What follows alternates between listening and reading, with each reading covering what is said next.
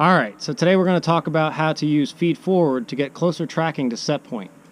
We're going to also talk about how you can use D-min, or we're going to use it in the case of D-boost, to prevent overshoot as you add in more feed-forward gains for sharp flips, rolls, and just sharp moves doing slaloms and things like that. So let's get into it.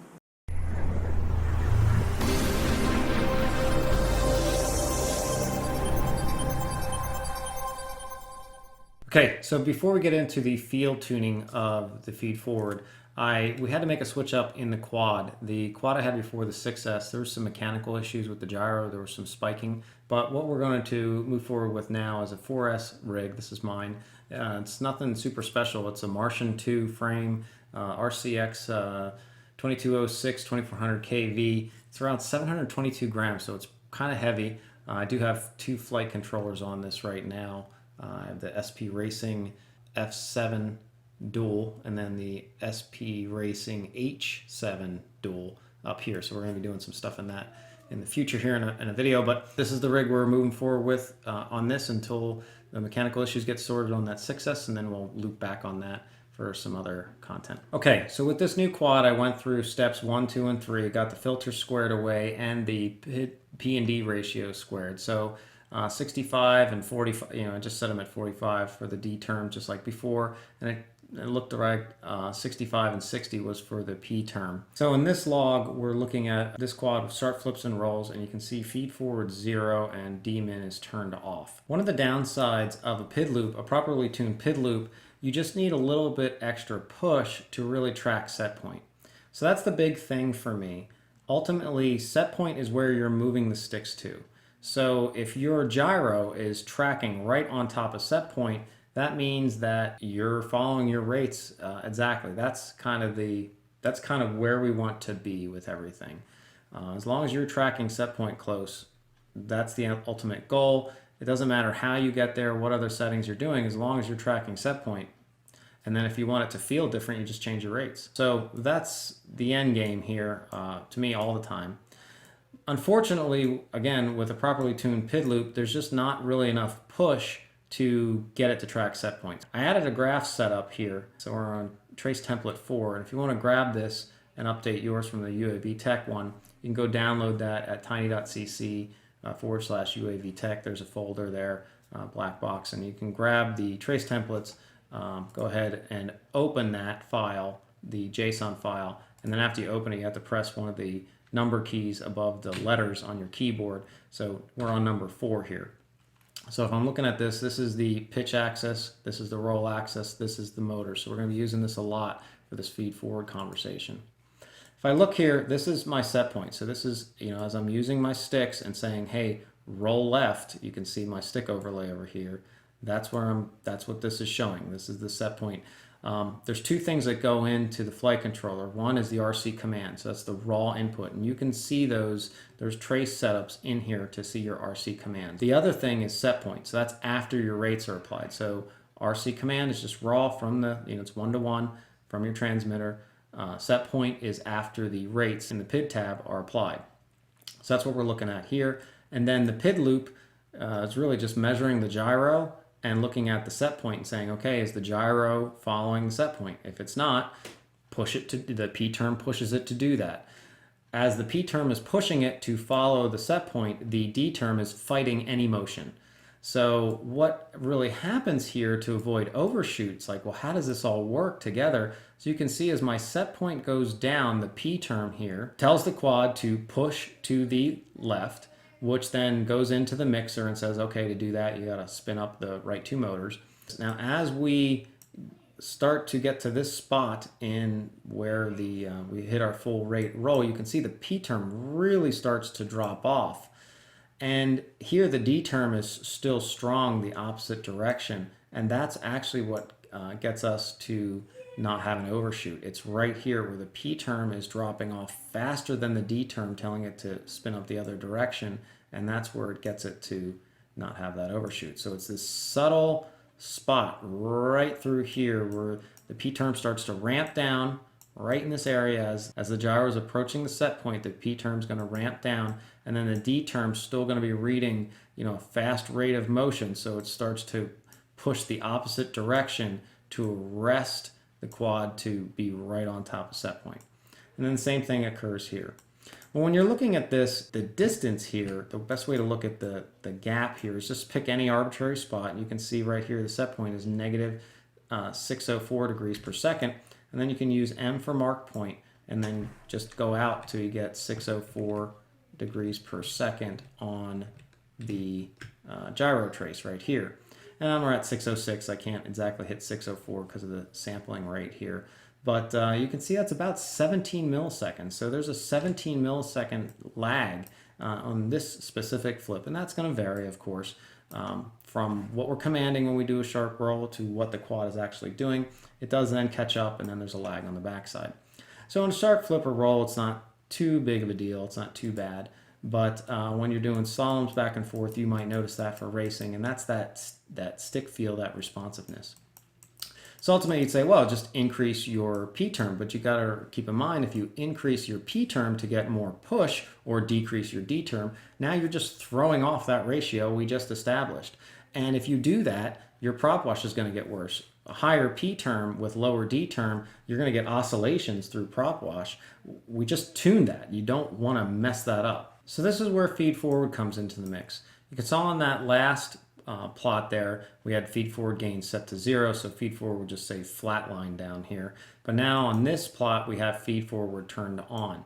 So the feed forward, as you can see, so now we have the green line, the gyro, we have the P term still pushing it. This is a roll to the right in this example. The feed forward comes in alongside of the P term, but it's doing something different. Feed forward is reacting based on how quick we move the stick. So this is a gain multiplied by how fast I'm moving the stick to the right and pushing the quad to go that direction.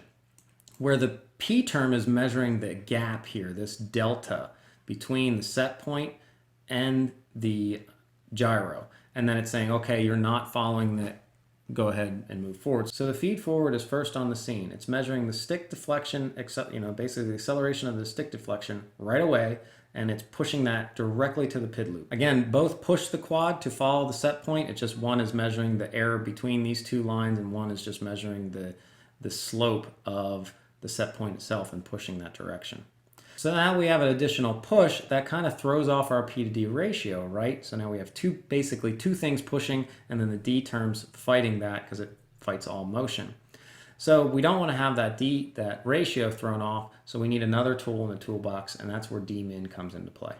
So what we want to do for step 4 is we want to take our PI and D values and we want to look at our D term. We want to put those down for our D-min values, okay? And then we're going to set this D gain to 15 for now. I found that to be the best for a starter. Now, what happens here is this changes to 44 because this really is the D max and this is the D min. You'd think, like, could it be covered easier? It's like, well, it depends how you use it. Some people don't use D min, they don't use feed forward, which is fine. That's another point. Like, if you do step 2 and 3 and you like how it flies, you like how it feels, you like the response, you don't need to use feed forward. It adds another layer. It gives a tool in the toolbox to help you track set point better. You will never track set point as well as you can without feed forward that you can with. So feed forward will enable you to track set point. If you have a really high power to weight ratio, you might be close, but you still won't be there because the P term's not going to push until there's a PID error. So you have to have a PID error to start with before the P term even thinks about pushing it. Whereas feed forward, you don't need to have a PID error. It will start to push as soon as you move the sticks. So what we need to do here is move these terms up. So normally to start, what I would do is set your D gains to what your P gains are. So I'm just going to set this to 65 and then 60 and then set this back to 45 here. From there, the feed forward value, I usually start at 200, and that's something I see, the defaults are pretty low. If you recall back to when we used to have D set point weight, when you would have D set point weight at 1, that meant that would kind of translate to having a feed forward value of 150. Now the default feed forwards I think are below 100, so that's like somewhere in between 0 and 1, back in the day when we were using set point weight. So 200 is what I find as a good starting point, and we're going to start with that. Okay, so with this, we're going to save this up and go out in the field and do some flips and rolls and see how she looks. One of the things you do have to watch if it's hot out and we're really pushing our motors now to the max, and we're going to get to a spot where we hit motor saturation and we start to get pit error just because the motors can't produce any more thrust. And that's where we're going to need to look at blackbox. But to start the process, we can just kind of do some line of sight stuff and put on the goggles here to see if we start to get some bounce back, things of that nature, and try that way. So in this section right here, we're going to have D gains of 65 for roll and 60 for pitch. And we're going to start with 200 and 200 for feed forward gains. So let's see what that looks like.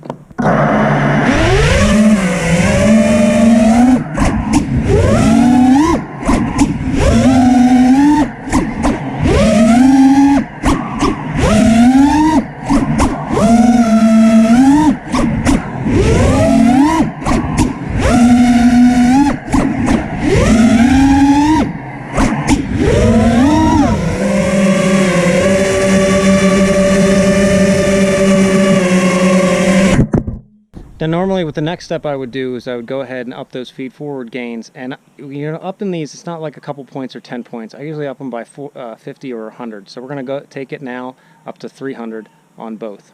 Now it is noteworthy that you will need the latest edition of the Lewis script if you're using your transmitter to play with your feed forward gains. The older versions only allow feed forward to go up to 200. The latest version allows it to go all the way up to 2,000. So in this one we're going to do feed forward gains of 300 and 300, and then again the same D max gains of 65 and 60.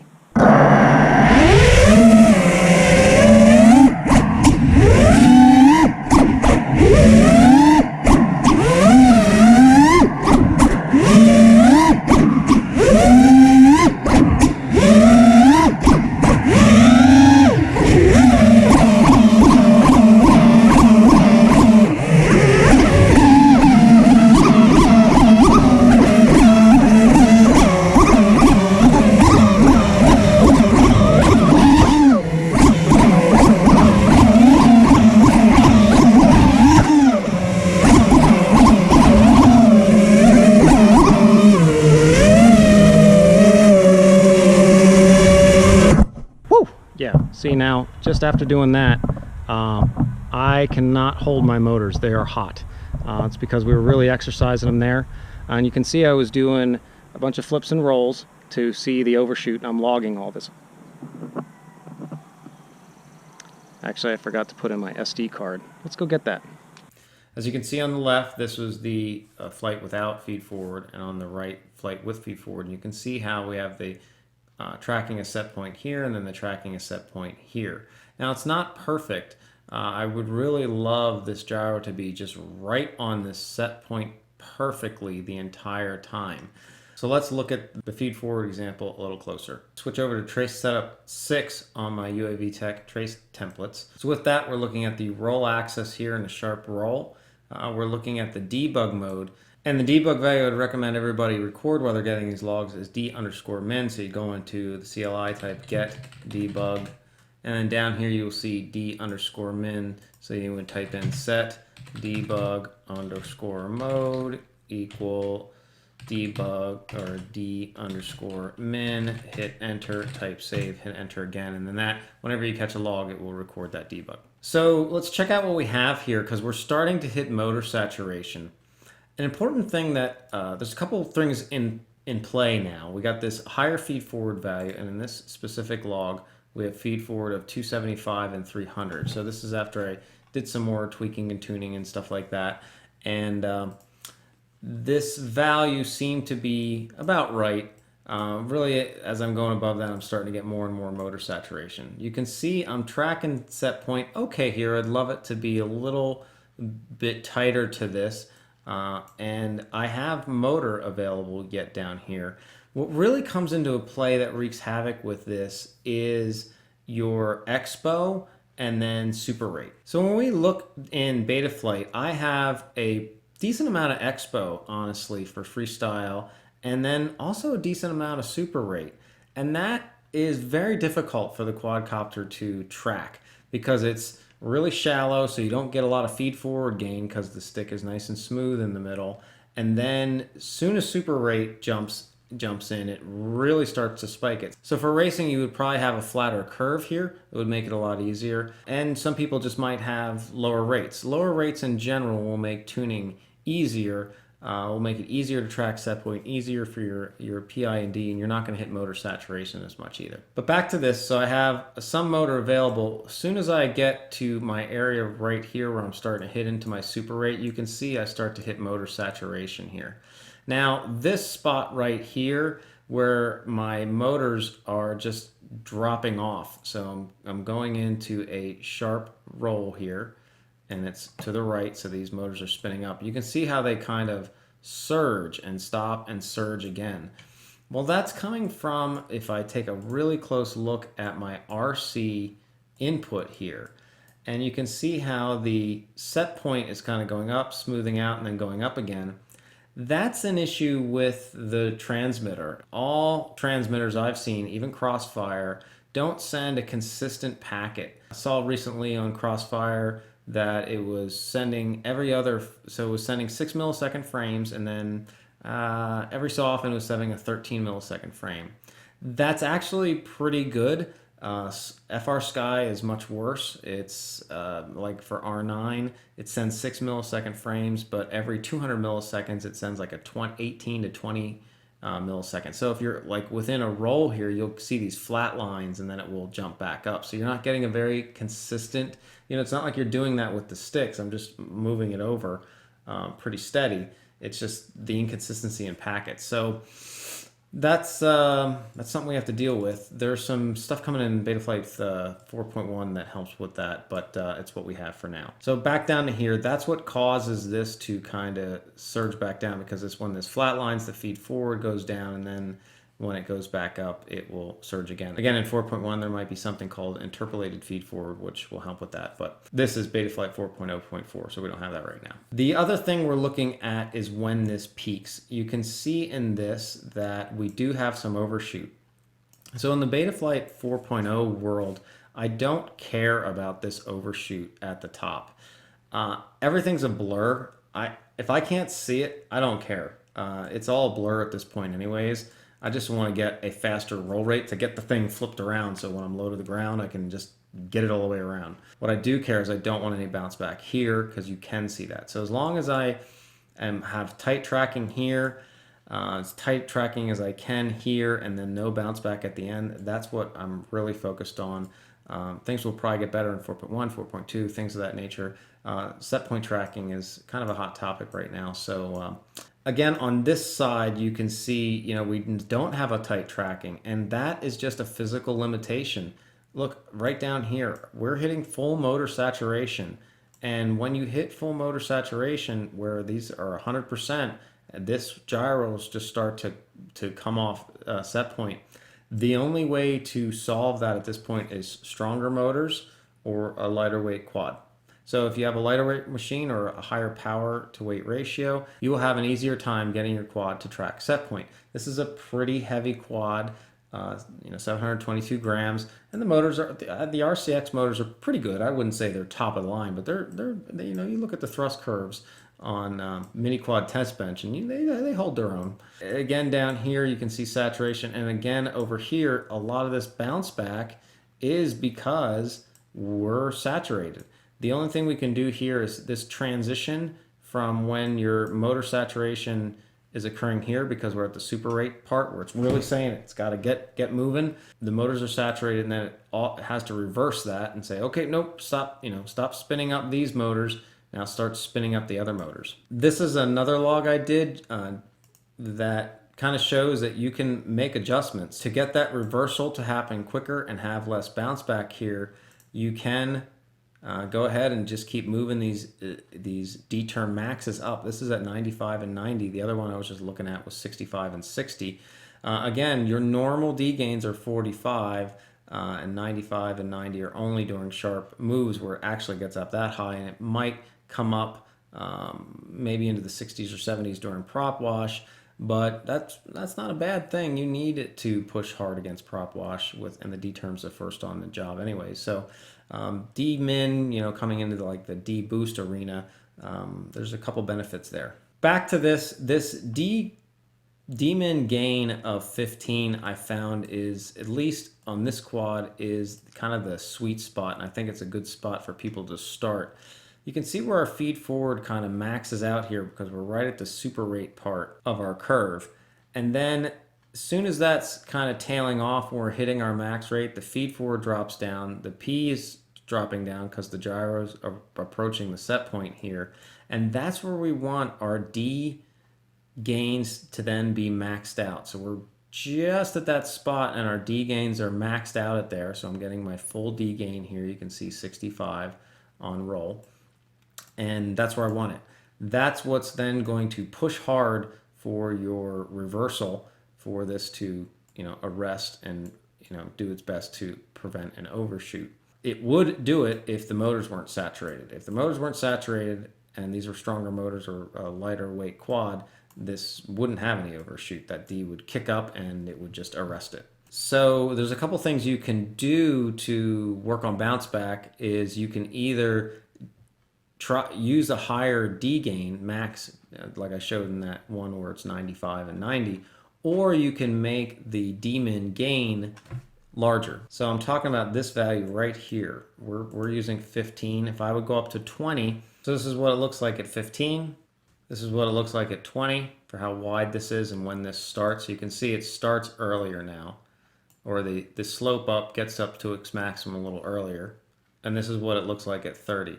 So at 30, you're getting up to your max before you're hitting this feed forward spike. As a result, you got to keep in mind that the D term is pushing in the opposite direction. So this is the gain. This is basically graphing the gain. So down here, it's the D gains at 45. Up here, the D gains at 65, if I get right here.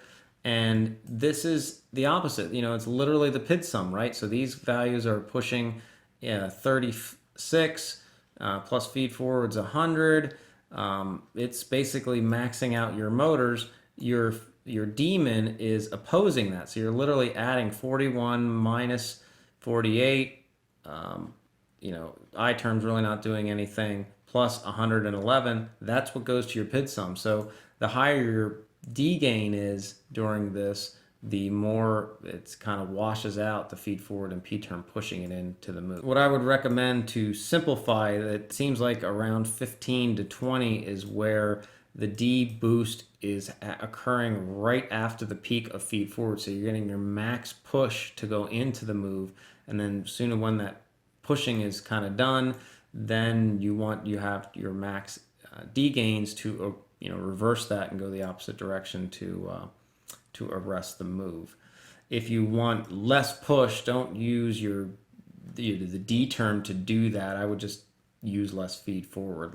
Don't overcomplicate. The big takeaways for me when you're looking at this stuff is you got to be looking at your motor traces. And as soon as you hit full motor saturation, and then you start to see things go off, that's just a physical limitation of your specific quad, and you have to make a mechanical change to have that be a tighter tracking. Do keep in mind, by default, Betaflight has a PID sum limit set to 500. We actually changed that in step 2 to up that to 1,000, so that kind of unleashes the PID sum, so you don't have any artificial restriction only at 500. So that is being addressed. That's addressed in step 2. If you would have skipped this, do go back and I would recommend to unleash that to 1,000. Basically means it can go up to 100%. Now the parameter advance here, let's take a look at that real quick. This boosting of the D gain up from 45 down here to around 65 of what we have set there. This boosting is measured based off the gyro. It's following this gyro and it's using that gain factor of 15, and we showed the different values and how that has an effect.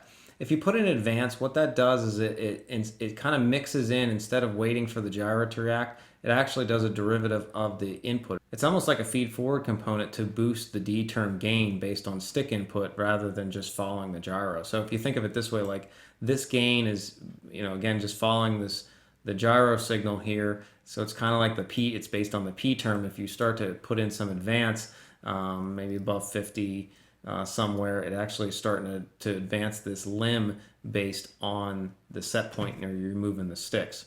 Now again, I don't recommend using that because we want the D gain to be low right here, because the D gain, this D term, the feed forward's pushing up, the P term's pushing up to get the quad to follow the set point. The D term's opposing that. So the more you raise this gain, the more strength this opposition is going to have.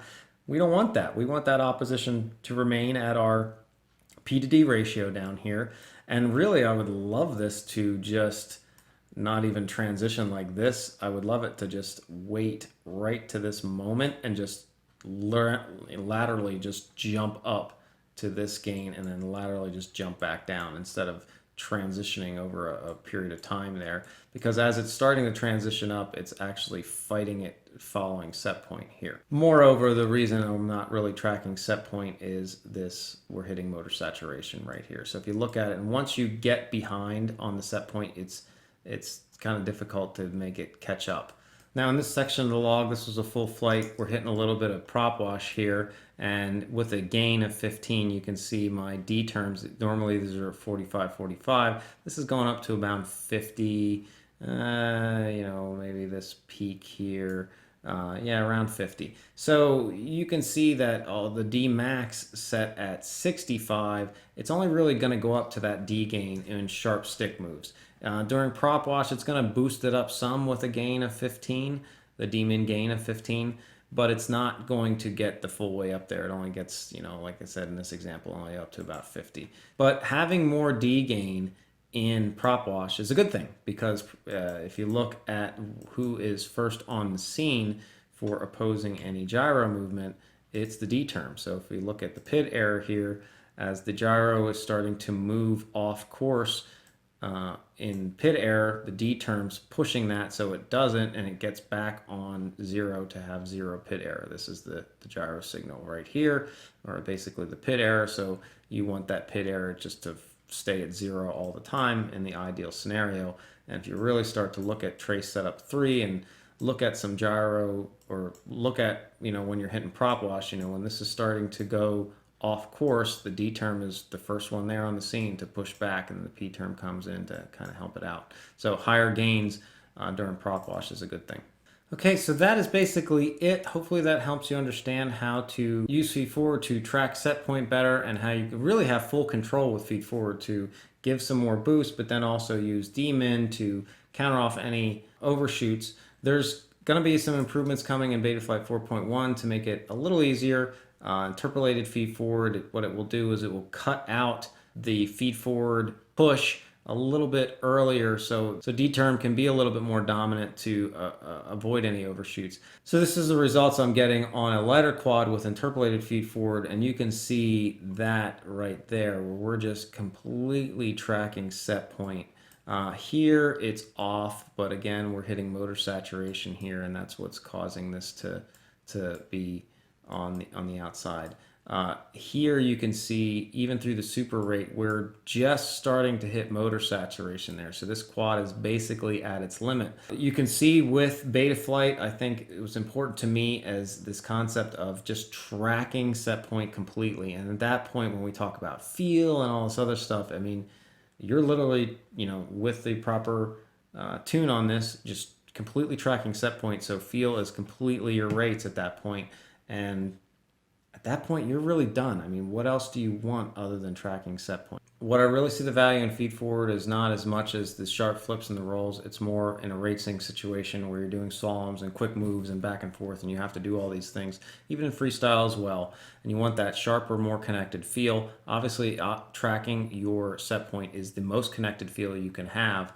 This is with the same quad, same PID tune. This is without FeedForward. You can see how we're a little bit delayed here, whereas with FeedForward, you can see we're right on top of set point there. So it's just a more direct connection to your rates, and that's where you want to be. And the last thing I'll leave you with is that if you are tracking set point really well, even in sharp flips and rolls, you probably don't even need I-term relax at all. I-term relax is really for I-term accumulating where your quad isn't tracking set point. Usually in a sharp flip or a roll, and I-term starts to accumulate. But if you can get your quad, if you have a high enough power to weight ratio and you can use FeedForward like we just showed, you won't, and you're tracking set point very well, iTerm won't accumulate because you won't have any PID error for it to accumulate with. So iTerm relax can be turned off. All right, everybody, thanks again, and I hope this helped.